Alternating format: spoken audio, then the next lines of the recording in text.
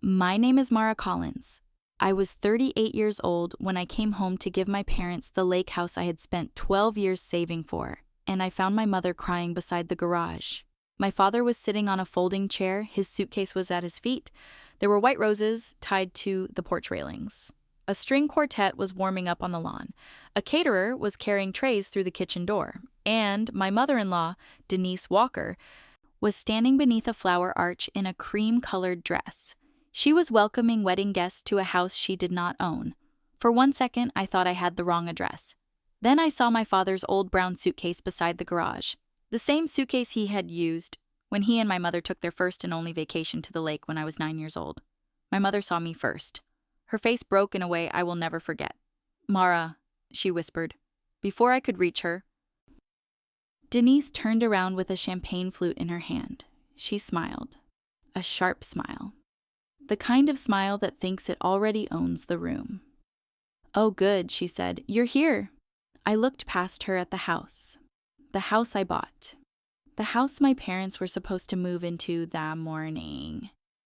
There was a sign near the driveway. Thick white board, gold lettering, Collins Lake Events. Under it, in smaller letters, private wedding venue. My last name was being used as a business. My parents' home was being used as inventory. I asked very quietly, "Why are my parents outside?" Denise smiled wider. "Your parents can stay in the garage until they learn gratitude." The guests closest to her went silent. My father lowered his eyes. My mother covered her mouth, and every part of me wanted to walk across that lawn and make Denise understand exactly how much danger she was in. But I did not move fast. I did not shout. I did not break anything. I have spent 16 years as a civil engineer. I have stood under bridges in storms. I have inspected foundations after floods. I have told powerful men that concrete does not care about their deadlines. I know what happens when emotion outruns structure. So I looked at the overloaded deck. I looked at the extension cords running through wet grass. I looked at the temporary generator beside the hedge. I looked at the bride's name, written on a welcome board beside my parents' front door. Then I looked at my husband, Caleb. He was standing near the porch, hands in his pockets, pale, silent. That was when I understood. This was not a misunderstanding. This was a project. And projects have paper trails. Before I tell you how a wedding venue collapsed in the middle of its biggest ceremony, you need to understand why that house mattered. My parents, Walter and June Collins, were not people who expected beautiful things. My father fixed boat engines for 37 years. He worked in a tin-roofed shop that smelled like gasoline, lake water, and rust. He could take apart a motor blindfolded, but he could never figure out how to charge people what his time was. My mighty mother cleaned vacation homes for families who drove in on Fridays and complained if the towels were folded wrong. She spent most of her life polishing other people's lake views. When I was 9, one of those homeowners let my father repair a broken dock in exchange for a weekend in the guest cabin. It was the first time I saw my mother wake up beside water. She stood on the little porch in her robe, holding a chipped mug of coffee. She closed her eyes and said, "Imagine falling asleep to that sound." I never forgot it. Not when I was 16 and working summer jobs. Not when I was 22 and eating instant noodles through engineering school. Not when I was 28 and sleeping in a trailer on a bridge replacement site 3 states away. Not when I married Caleb Walker at 31 and everyone told me I was finally allowed to start thinking about my own life. The truth was, I had been thinking about my own life. It just included my parents. For 12 years, I saved. Overtime, bonuses, hazard pay from difficult sites, consulting work on weekends. I bought used furniture. I drove the same old truck until the heater only worked when it felt guilty. and I ignored every person who told me I should be spending more on myself. Last spring, I found the house.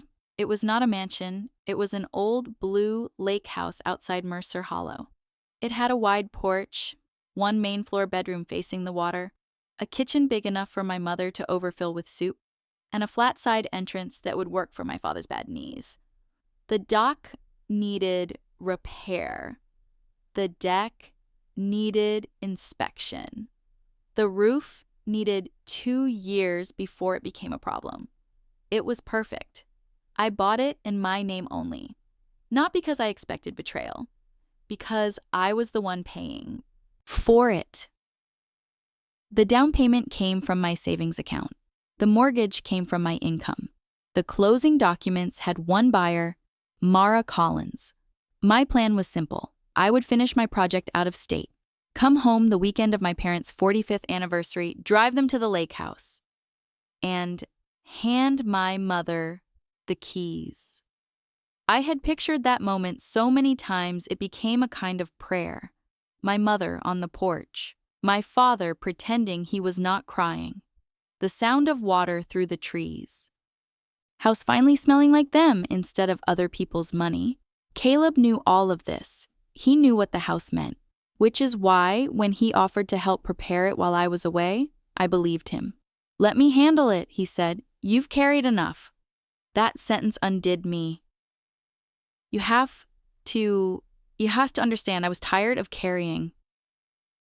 Not bitter, not weak, just tired.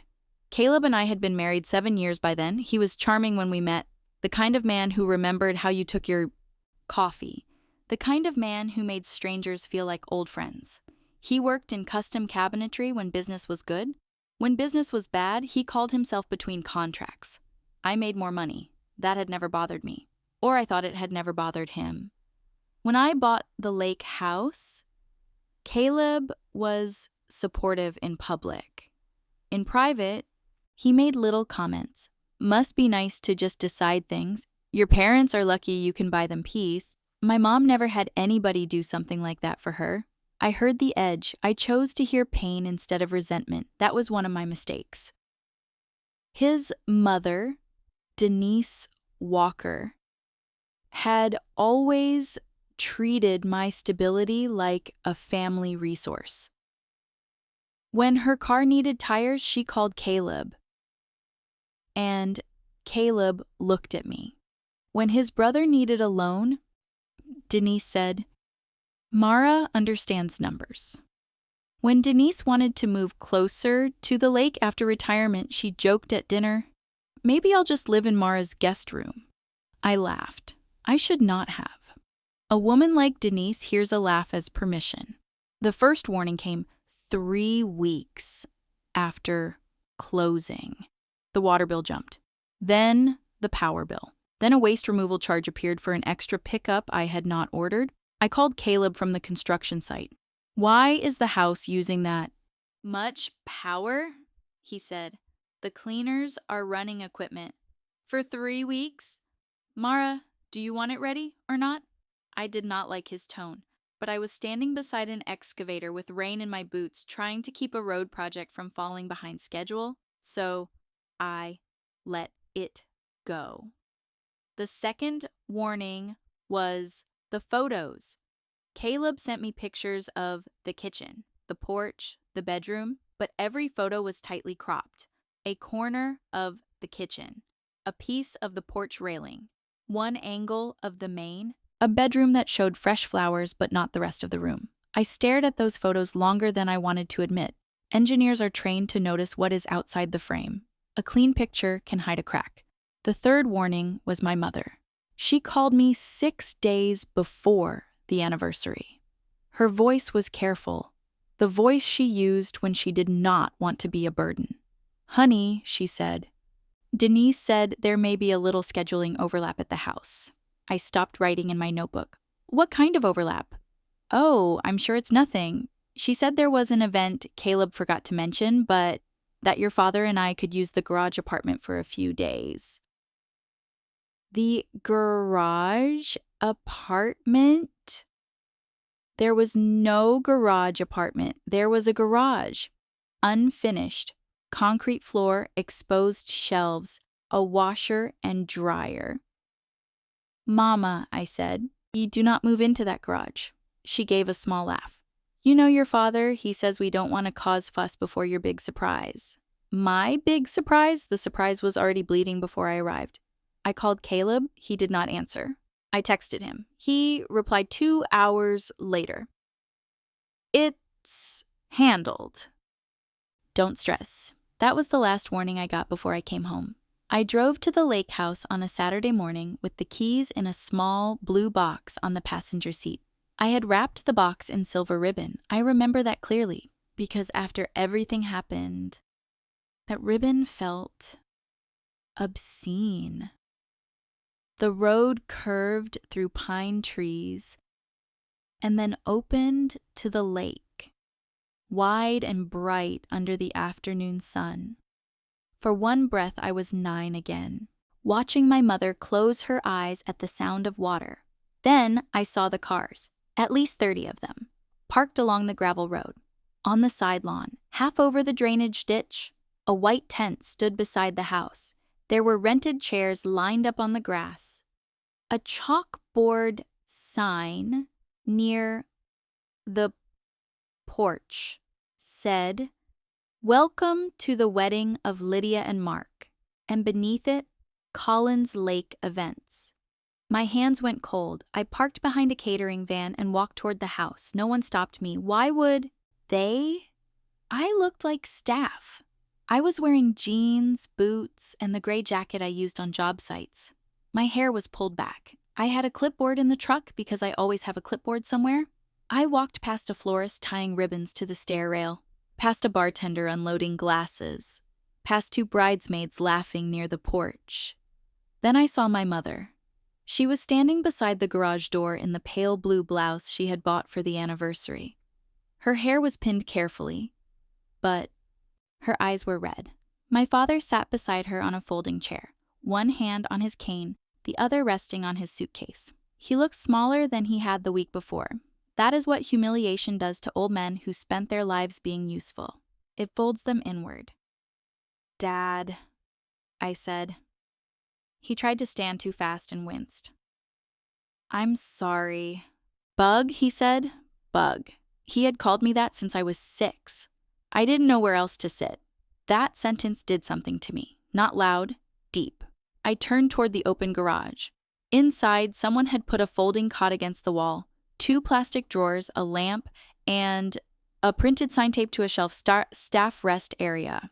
My parents were not even guests in the house I bought for them. They were staff. That was when Denise found us. She swept out of the backyard like she had been waiting for an entrance. Cream dress, pearl earrings, hair sprayed into obedience, champagne flute held at an angle that suggested ownership. "Mara," she said, as if I had arrived late to her event. I pointed to the sign. "What is this?" She glanced at the garage. "A temporary arrangement." "My parents are not temporary." Her mouth tightened. "There is a wedding today, a real event with paying clients." "We cannot have your parents wandering through the bridal suite." "The bridal suite?" She sighed as if I was slow. "The main bedroom. It has the best light." I looked at my mother. My mother looked down. Denise followed my gaze and smiled. "Your parents can stay in the garage until they learn gratitude." That was the line, the one that turned the whole day into a before and after. My father whispered, "Mara, don't." He thought I was going to yell. Everyone did. Denise wanted me to yell. If I yelled, she could become the victim, the unstable daughter-in-law, the dramatic woman ruining a wedding, the selfish one who did not understand business. So I did what I had learned to do under failing structures. I assessed the load. I looked at the deck. There were already too many people on it. The railing had a visible lean on the lakeside. A cable ran from a generator across a walkway without proper cover. The caterer had set up warming trays inside the kitchen. The driveway was blocked. The tent stakes were placed near a drainage slope. No event permit posted. No occupancy notice. No fire lane. No safe access. No authority. I looked at Denise and said, "Where is Caleb?" Her smile flickered. He's inside. Of course he was. I walked past her. She stepped in front of me. You cannot just storm through. I stopped. I own the storm. Then I walked into my house. The main bedroom had been turned into a bridal suite. White robes hung from hooks on the closet door. A makeup artist was setting brushes on my mother's future dresser. There were mimosas on the nightstand. My mother's lake view was behind a rack of bridesmaid dresses. In the kitchen, a laminated sheet had been taped to the refrigerator. Collins Lake Events, vendor instructions. At the bottom, in small print, venue director, Denise Walker, my last name, her title, her business, my house. Caleb was in the dining room with his phone in his hand. When he saw me, his face changed. Not surprise, fear. That told me more than anything he said afterward. "Mara," he said, "you're early." My parents are in the garage. He looked toward the kitchen. It was just for the weekend. There is a sign calling it Staff Rest Area. He swallowed. Mom got carried away. Your mother is hosting a wedding in my house. It's one event. I looked out the window at the rows of chairs. How many events are booked? He did not answer. There are silences in marriage that are louder than confession. I said, "Get my parents' things." He whispered, "Please don't do this right now." Do what? Make a scene.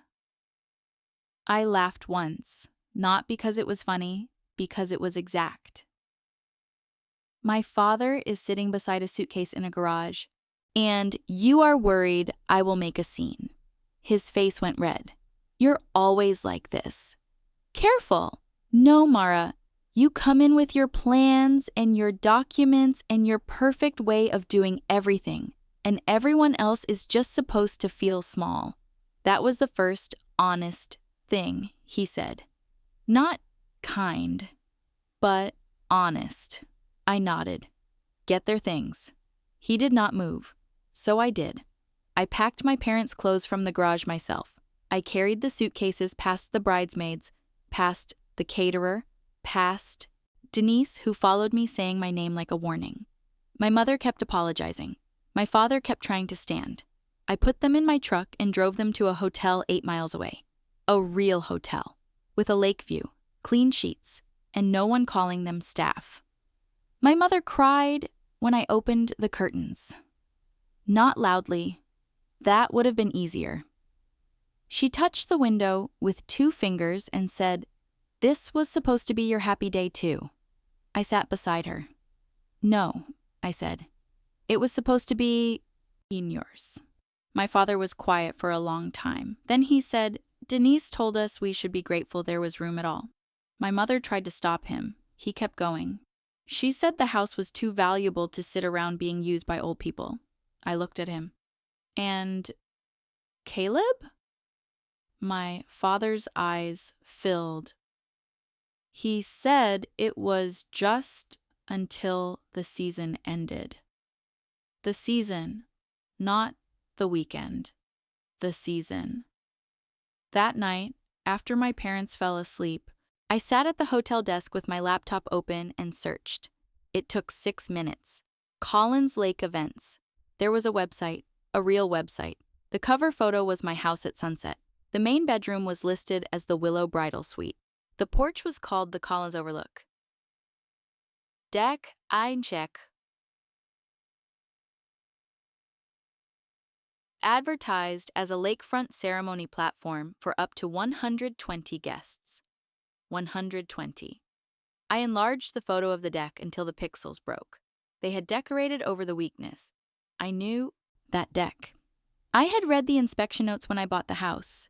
It was fine for residential use with repairs. It was not fine for 120 people. Music equipment, floral structures, and a wedding party in heels. I scrolled. Packages started at $8,500, deposits non-refundable, upcoming dates booked through October. Denise was listed as venue director. Caleb Walker was listed as property operations manager. I sat very still. There is a moment in betrayal when pain becomes useful. Before that, it is just pain. After that, it becomes direction. I took screenshots of everything: the packages, the photos, the calendar, the names, the prices, the contract sample, the claim that the venue was family-owned and operated. Then I called the only person I knew who would not tell me to calm down, because she would understand I already was. Paula Renner was a real estate attorney with an office above a title company and the personality of a locked filing cabinet. She had handled a boundary dispute for one of my job sites years earlier. I trusted her because she never comforted before telling the truth. I was in her office at 8 the next morning. I put the deed on her desk first. She read it. One owner signed. Now tell me the ugly part. I told her all of it. My parents in the garage, the website, the wedding, Denise, Caleb, the contracts, the deck. Paula listened without interruption. When I finished, she took off her glasses. Do not change the locks. I know. Do not throw anyone's things outside. I know. Do not fight with guests. I know. Good. Angry people lose houses. Documented people get them back. That sentence became the spine of the next week. Paula explained that we needed clean steps: formal notice, cease and desist, documentation of unauthorized commercial use, county code enforcement inspection, potential fraud claims, possible marital property issues separate from ownership control. Denise has no authority, Paula said. Caleb is more complicated. My name is on the deed. Yes, that matters enormously, but he is your husband. If he tries to turn this into a marital fight, we handle that in the proper court. We do not hand him arguments by acting recklessly. I hated that. I also respected it. The law is slow because it is supposed to outlive emotion. Paula leaned forward. The wedding already happened? One happened. More are booked. When is the next major event? I checked the website. Saturday. Big? Looks like their premium package. Paula's eyes sharpened. Then we build toward Saturday. The next 5 days became a campaign. Not loud, not dramatic, precise.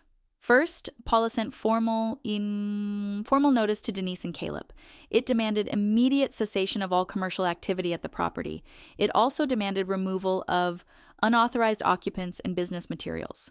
Second, we filed a complaint with county code enforcement for unpermitted commercial venue operation in a residential zone. Third, I requested an urgent structural review of the deck through a licensed inspector I knew professionally, but did not personally employ on my projects. I wanted clean. Fourth, Paula submitted a report to the event platform hosting Collins Lake events. She attached the deed and screenshots proving Denise was not the owner. Fifth, I contacted the bride from the upcoming Saturday wedding. Her name was Lydia Shaw. I found her through the public event listing, not by hacking, not by snooping, not by anything Denise could twist. Lydia had tagged the venue in a post. I sent one message. This is Mara Collins. I am the legal owner of the property where your wedding is scheduled. Denise Walker does not own it and had no authority to rent it. I am sorry you are caught in this. My attorney can confirm. She called me 7 minutes later. Her voice shook. Is this a prank? I wish it was. She told us it was a family venue. It is my parents' home. There was silence. Then Lydia said, We paid her $11,000. I closed my eyes. I'm sorry. She said the bridal suite was private.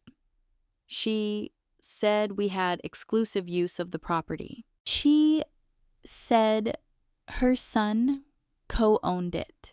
Her son, Caleb. Do you have the contract? I asked. Yes. Do you have messages?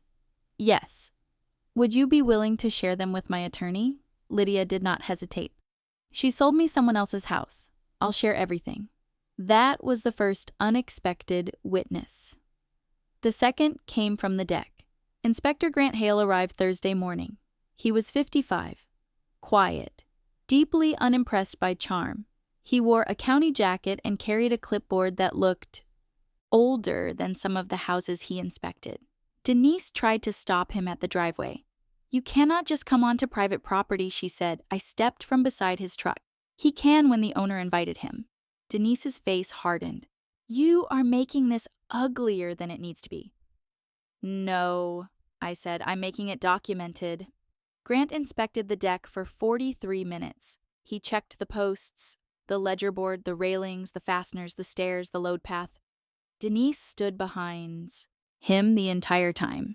She complained about harassment, family betrayal, and how women like me always needed to control everything. Grant finally stood and said, "This deck is not approved for assembly use." Denise waved a hand. "It's a deck. People stand on decks." Not 100 people with equipment, chairs, floral structures, and movement loads. It held last weekend. Grant looked at her. So did many things before they failed. I almost smiled. Engineers appreciate people who understand gravity. He issued a written notice prohibiting event use of the deck pending repair and evaluation. Code enforcement. Chakrasti afkri ke fall ansi yurgu akri infori with a broader notice regarding commercial operation. Denise snatched a copy from his hand. You are ruining a bride's day. Grant said, I am preventing a bride's lawsuit. That afternoon, Caleb came to the hotel. He looked exhausted. Not sorry, exhausted. There is a difference. He asked if we could talk outside, away from my parents. We stood near the parking lot with the lake behind us. For a few seconds, he looked like the man I married. Then he said, You need to call this off. Whatever softness I had left folded itself away. Call what off? The complaints, the inspections, the platform thing. Mom is panicking. Good. Mara, my parents slept in a garage, Caleb. It was temporary. You keep using that word like it makes concrete softer. He rubbed his face. You don't understand what kind of pressure I've been under. I waited, and finally, because pressure always finds the crack, he told me. His cabinetry business was failing. Not slow season. Failing. He had borrowed money, then more. He had taken a high-interest loan, then another. Denise knew. She suggested the lake house could help the family until he got back on his feet. At first, he said, it was supposed to be one event. Then, the bookings came fast. The deposits felt like rescue. I was going to tell you, he said. No, you weren't. I was going to fix it before you knew. You put my parents in a garage to fix your pride. His eyes flashed. That is not fair. No, I said. It is exact. He stepped closer. You bought that house while we were married. I bought that house with my money, my name. We're married, Mara. You don't just get to act like everything you build is separate from me. There it was, the thing behind the thing, not debt, entitlement. I said, did you sign contracts? He looked away. That was enough. Did you? He said nothing. Caleb, he snapped. Yes, I signed some paperwork. Mom needed my name because couples wanted reassurance that it was family run. Property operations manager? His face changed. He had not known I had seen the website. I said, you used my last name. It's your family name, not yours to sell. He looked at me with a kind of resentment that had probably been growing in the walls of our marriage for years. You always get to be the competent one. I felt tired then, more than angry. You could have been honest. He laughed bitterly. And tell you what? That I failed? That my wife bought her parents a lake house while I couldn't keep my business alive? Yes. The word surprised him. Yes, Caleb. That is exactly what you should have told me. He looked away toward the water. Mom said once the venue had income history, you'd have to see it as a business. Maybe even keep it going, and a chill moved through me. What did you say? He realized too late. I held out my hand. Show me your messages with her. No.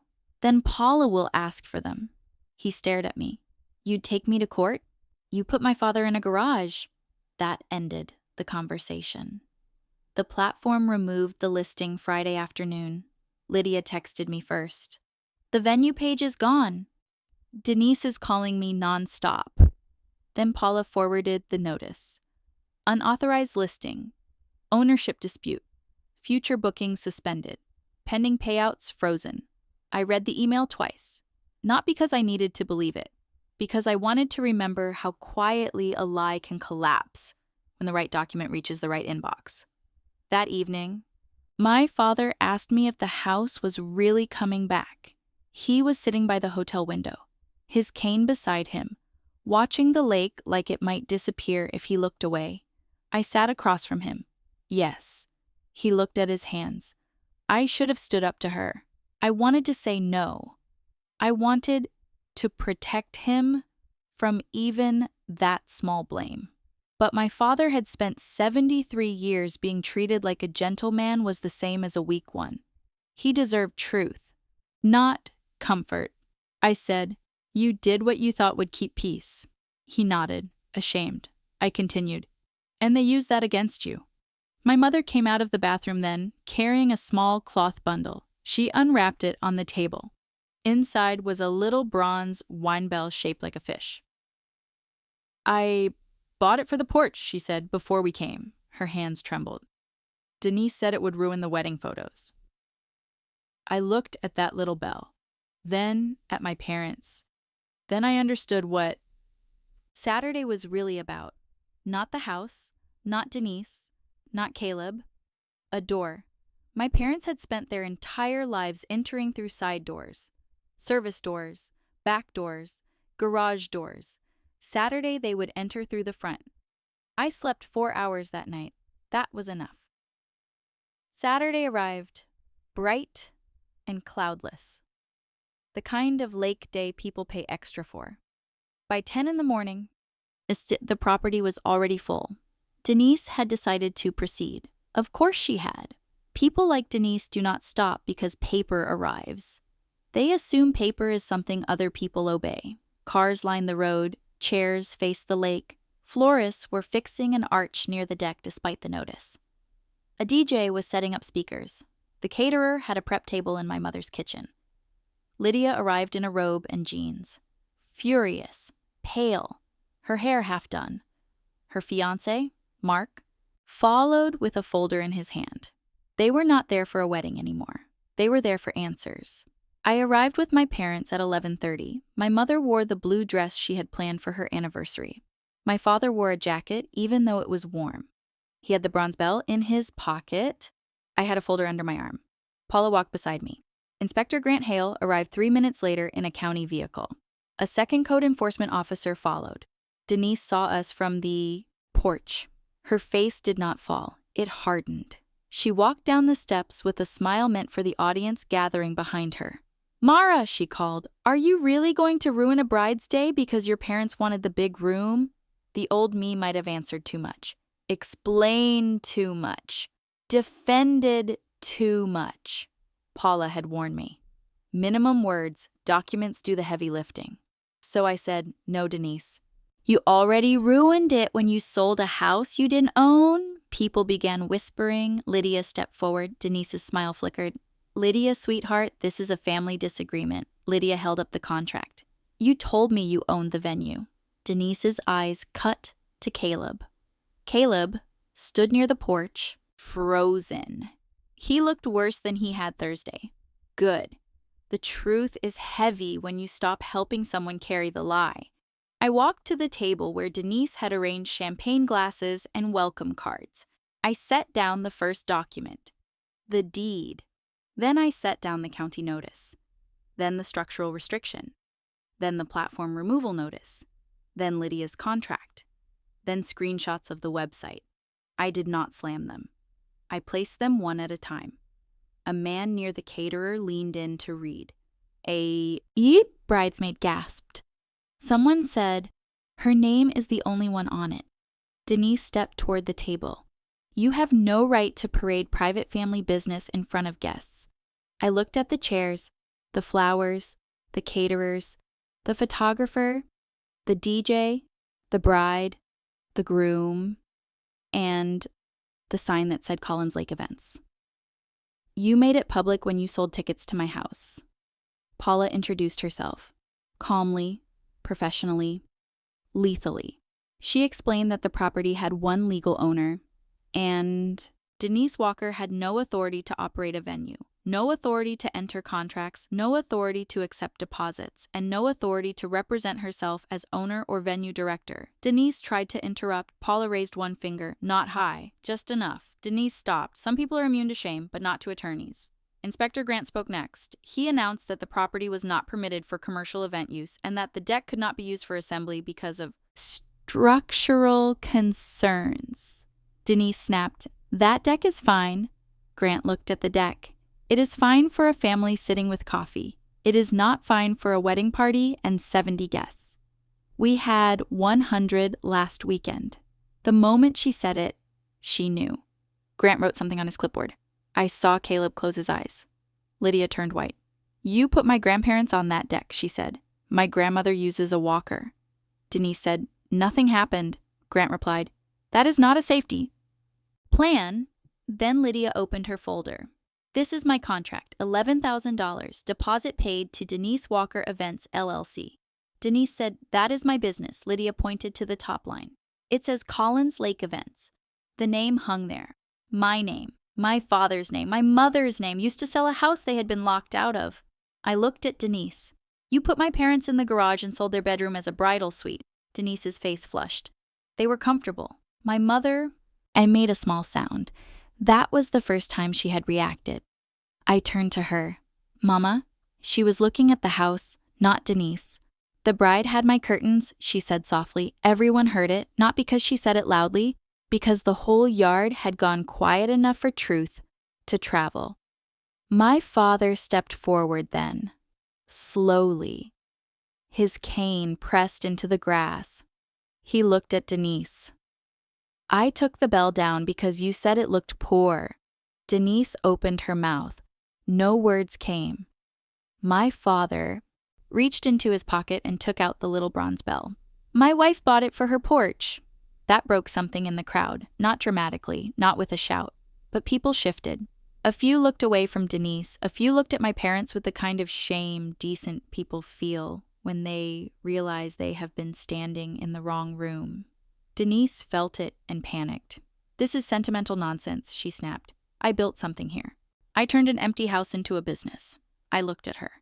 "You turned my parents' home into inventory." "You bought walls," she said, voice rising. "I built a business." There it was, the confession with better lighting. I nodded once. "Thank you." She blinked. "For what?" "For saying it in front of witnesses." Her face changed.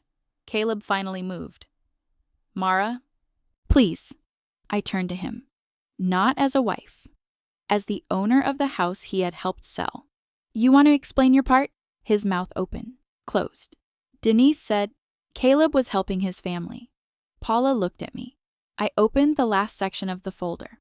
The messages had come through the night before, not because Caleb gave them to me, because Lydia did. Denise had forwarded screenshots to Lydia to reassure her that Caleb was authorized. In one of them, Caleb had written to Denise, "Just get through the summer. Once it has income history, Mara can't act like it's only hers." I read it aloud, not loudly. I did not need volume. The yard heard every word. Caleb whispered, "Mara." I read it again. "Once it has income history, Mara can't act like it's only hers." Then I looked at him. "You were not trying to save your business. You were trying to build a claim." He shook his head. "No. You let them move my parents into a garage while you tried to turn my house into leverage. I was scared. You were cruel." He flinched. "Good. Some words should land." Denise tried one last time. "She is your wife," she told Caleb. "Tell her this is marital property." Paula said, "That question belongs in a different court. And even there, it does not give your mother authority to operate an illegal venue, collect deposits, misrepresent ownership, or ignore safety restrictions." Denise turned on Paula. "You people think paper makes you powerful." Paula smiled without warmth. "No, paper makes power visible. That was when the code enforcement officer posted the notice on the front door. Event operation prohibited, deck restricted, commercial activity suspended, investigation pending.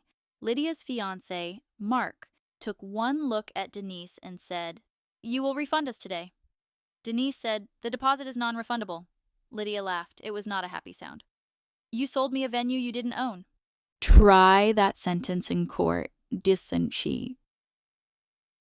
The wedding was over, not with a dramatic crash, with phone calls, vendors packing up, guests murmuring, the DJ unplugging speakers, the florist removing flowers from a deck that had never belonged to them. Denise stood in the middle of the lawn watching her business fold into vans and boxes. She looked suddenly older. I did not enjoy that as much as I thought I would. Revenge is loud in imagination. In real life, justice often sounds like chairs being stacked. Caleb came to me when most of the guests had gone. His eyes were wet. "I made a mistake." "No," I said. "You made a plan." "Mara, I was desperate." "I believe you." Hope moved across his face. I let it. Then I said, "But desperation explains why you reached for my house. It does not explain why you stepped over my parents to get it." He started crying then. I had seen Caleb cry twice in our marriage, once when his dog died, once when his father's watch was stolen, never for something he had done. He said, "I love you. I know. Then don't do this. I can love you and still not let you cost my parents their home." He shook his head. "You're choosing them over me." "No," I said. "I'm choosing the line you crossed." Denise heard that and gave a bitter laugh. "You were never really one of us." She meant it to wound. Maybe it would have, years earlier. But I looked at my mother standing beside the porch in her little blue dress, and my father holding a bronze bell. And I realized something. Being one of them had never been the prize. I said, "You're right." Denise blinked. "I'm not one of you." I picked up the sign from beside the driveway. Collins Lake Events. It was heavier than it looked. I carried it to the porch, then I laid it flat. It seemed on the boards at my mother's feet. "I'm a Collins," I said, "and this is a Collins house." My father's hand shook as he reached for my mother's. Denise left before sunset. Not because she wanted to, because Paula made it clear that every additional hour of unauthorized commercial use would be documented. Caleb left with her. He did not ask where he should go. I think even he understood there was no version of that question I could answer gently. When the last van drove away, the house became quiet, really quiet, not empty, waiting. My mother stood at the front steps as if she needed permission. That nearly undid me. I opened the door and put the key in her hand. "This is your door," I said. She looked at the key, then at me, then at the house. "But it's yours." "No," I said. "My name is on the paper, but I bought the piece for you." My father made a sound behind us, half laugh, half sob. We walked in together, through the front door, not the garage. The kitchen smelled like caterers, fuel, and frosting. But my mother opened the windows and started wiping counters with the focus of a woman reclaiming a country. By evening, it smelled like lemon soap. By 8, my father had hung the little bronze bell on the porch. The first wind moved it softly. My mother stopped in the hallway, closed her eyes, and whispered, "I can hear it." That was the moment I had saved for 12 years. It did not happen the way I imagined. There were no silver ribbons, no perfect surprise, no clean, happy ending. But the sound was there. The water, the bell, my mother breathing in her own home. That was enough. The legal aftermath took months. Denise's event business disappeared in a week. The platform froze payments. Several couples demanded refunds. County fines followed. The deck stayed closed until I repaired it properly, with permits, drawings, and a contractor who knew better than to argue with me about load capacity. Caleb tried to negotiate through guilt first, then anger, then lawyers, The divorce was not pretty. They rarely are when one person mistakes your boundaries for betrayal. He tried to argue that the house had become a marital asset because of the work he and his mother had done. Paula had expected that. We had receipts, original funds, purchase records, mortgage records, screenshots, unauthorized contracts, code notices, messages, the garage photos, the staff rest area sign. That sign did more damage in mediation than Caleb understood. It was one thing to argue about property. It was another to explain why your wife's elderly parents were sleeping beside a lawnmower while your mother sold their bedroom to brides.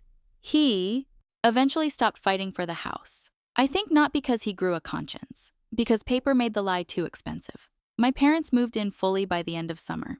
My mother planted lavender along the front walk. My father fixed the dock railing even though I told him I would hire someone. He said, a man ought to fix something in his own home. I did not argue. One evening, I found him sitting on the porch, looking out at the lake. The bronze bell moved above him. He had tears on his face. I sat beside him. He said, I keep thinking I should have done more for you. I looked at his hands, scarred, bent, still restless. Dad, you did. He shook his head. You bought us the house? You taught me how to build. He looked at me then. Really looked. And maybe for the first time, he understood that I did not mean would. A month later, my mother found the blue gift box in my truck, the one with the silver ribbon. I had forgotten it there. She brought it inside and set it on the kitchen table. Is this for me? She asked. I laughed. Then I cried. Then she cried. Then my father came in, saw both of us crying over a box, and said, Well, Sir, and I hope it isn't socks. My mother opened it. Inside were the original keys, the ones I had meant to hand her before Denise turned the house into a venue. She held them like jewelry. Then she walked to the wall beside the front door and hung them on a little hook. Not because she needed them. Because some symbols deserve to be visible. The next spring, the lavender bloomed. The deck was rebuilt. Properly. Safely. With a permit posted so neatly in the window that my father teased me for admiring it. We held my parents' anniversary party 1 year late. No rented chairs, no wedding arch, no champagne tower, just family that had earned the word. A few neighbors. My mother's soup, my father's repaired dock, and that little bronze bell ringing every time the lake wind came up. At one point, my mother stood beside me on the porch. She watched the water for a long time. Then she said, I used to clean houses like this. I know. I used to wonder what kind of people got to stay. I looked at her. And? She smiled. Turns out stubborn daughters. I laughed. That night, after everyone left, I sat alone on the porch. The water was dark. The house behind me was warm. For years, I thought strength meant carrying everything without complaint. The bills, the calls, the requests, the emergencies, the guilt, the people who called me controlling because I was the only one preventing collapse. But strength is not carrying every load. Sometimes strength is setting one down. A marriage, a lie, a family's entitlement, a business built on your silence. Denise thought I came to ruin a wedding. Caleb thought I came to take something from him. The guests thought they were E.T. watching a family argument. They were all wrong. I came to open a door. That is what I remember most. Not Denise's face when the inspector posted the notice. Not Caleb's when his message was read aloud. Not the guests whispering. Not even the sign coming down. I remember my mother standing at the threshold, afraid to step into the house I bought for her. And I remember putting the key in her hand. The deed had my name on it. The door had always been meant for her. My mother-in-law turned my parents' lake house into a wedding venue. She locked them in the garage and called it gratitude. My husband helped her do it and called it temporary. But the deck had limits. The permit had rules. The contracts had signatures. The messages had dates. And the deed had one name: mine. In the end, I did not shut down a wedding venue. I opened my parents' front door.